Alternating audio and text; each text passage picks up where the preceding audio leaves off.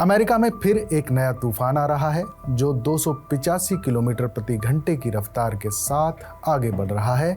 इस तूफान का नाम है मिल्टन हरिकेन और इसे सदी का सबसे खतरनाक तूफान माना जा रहा है। अमेरिका में पिछले सिर्फ 10 दिनों में ऐसा दूसरी बार है जब कोई बड़ा तूफान आने वाला है। फ्लोरिडा में मिल्टन तूफान को लेकर चेतावनी जारी कर दी गई है। अमेरिका के नेशनल हरिकेन सेंटर ने मिल्टन हरिकेन को सबसे ज़्यादा विनाशकारी तूफानों की कैटेगरी 5 में रखा है। कैटेगरी 5 के तूफान में जान माल के भारी नुकसान का खतरा ज़्यादा होता है। विशेषज्ञों का अनुमान है कि बुधवार को मिल्टन हरिकेन फ्लोरिडा के घनी आबादी वाले इलाके टैम्पा बे से टकरा सकता है। फिलहाल ये टैम्पा बे से तकरीबन 1000 किलोमीटर की दूरी पर है। टैम्पा बे की आबादी 30 लाख से ज़्यादा है। ऐसी संभावना जताई जा रही है कि ये तूफान टैम्पा बे तक पहुंचने पर कमज़ोर पड़ सकता है। इसके बाद ये मध्य फ्लोरिडा से अटलांटिक महासागर की तरफ बढ़ सकता है। सोमवार रात को मिल्टन तूफान की रफ्तार करीब 285 किलोमीटर प्रति घंटा थी। फिलहाल ये मैक्सिको की खाड़ी से गुजरते हुए फ्लोरिडा स्टेट की तरफ बढ़ रहा है। तूफान के खतरे को देखते हुए फ्लोरिडा की 67 में से 51 काउंटियों में इमरजेंसी अलर्ट जारी कर दिया गया है। फ्लोरिडा में तटवर्ती इलाकों को खाली कराया जा रहा है।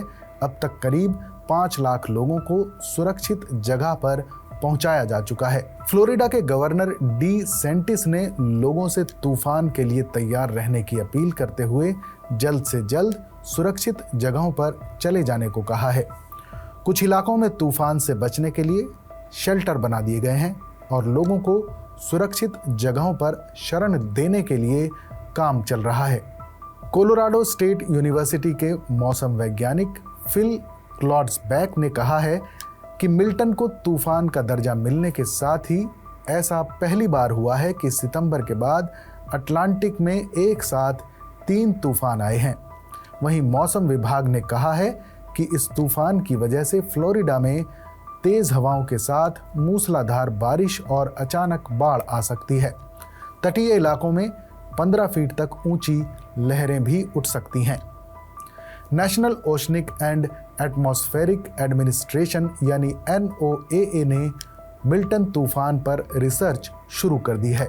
एक फ्लाइट में सवार विशेषज्ञों की टीम इस तूफान का मुआयना करने और इससे जुड़ा डेटा जमा करने के लिए रवाना हो चुकी है।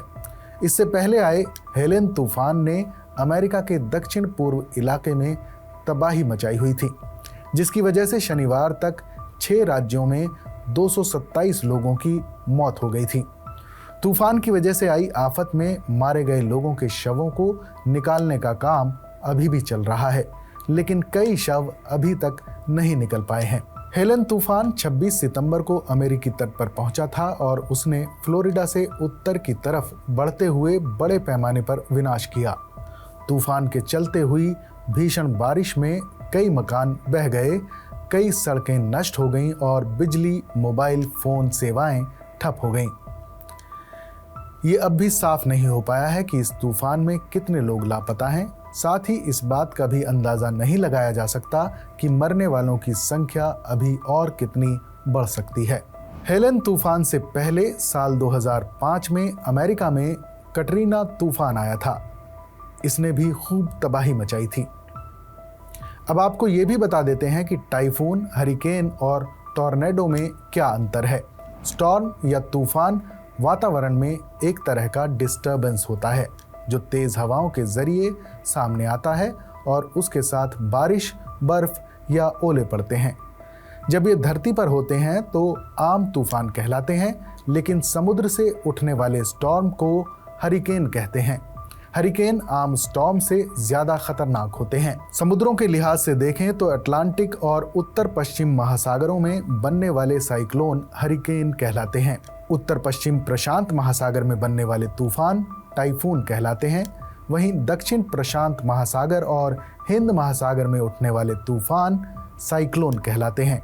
इसी वजह से भारत के आसपास के इलाकों में आने वाले समुद्री तूफान साइक्लोन कहलाते हैं। वहीं टॉर्नेडो भी तेज तूफान होते हैं, लेकिन ये साइक्लोन नहीं होते क्योंकि ये समुद्र के बजाय ज़्यादातर धरती पर ही बनते हैं। सबसे ज़्यादा टोर्नेडो अमेरिका में आते हैं। हरिकेन, साइक्लोन और टाइफून तीनों एक ही चीज़ होते हैं। दुनिया भर में साइक्लोन को अलग अलग नामों से जाना जाता है। जैसे उत्तरी अमेरिका और कैरेबियन आइलैंड में बनने वाले साइक्लोन को हरिकेन, फिलीपींस, जापान और चीन साइक्लोन को टाइफून, तो वहीं ऑस्ट्रेलिया और हिंद महासागर यानी भारत के आसपास आने वाले तूफान को साइक्लोन कहा जाता है।